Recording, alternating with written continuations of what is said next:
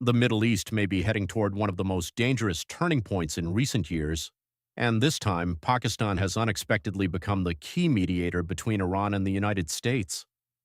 After weeks of escalating conflict, military threats, and fears of a wider regional war, Iran has officially sent its response to a U.S. proposal aimed at ending the conflict. According to Iranian state media, the message was delivered through Pakistan, which is now playing a central diplomatic role in the crisis. But here's the big question. Is this the beginning of peace, or just a pause before an even larger confrontation? Reports suggest the American proposal demanded major restrictions on Iran's nuclear activities, including limits on uranium enrichment and broader security guarantees in the Gulf region.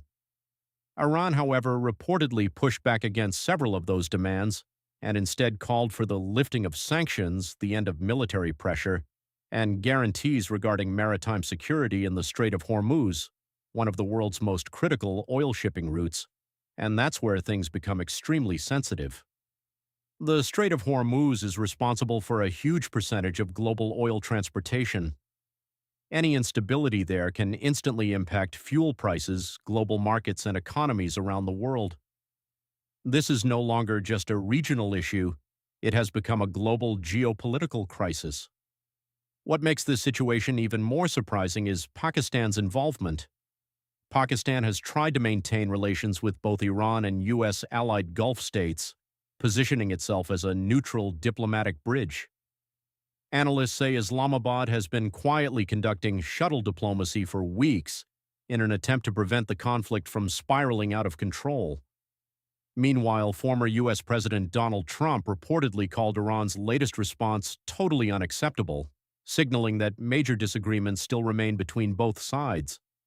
And that raises another concern. If diplomacy fails, could military escalation return?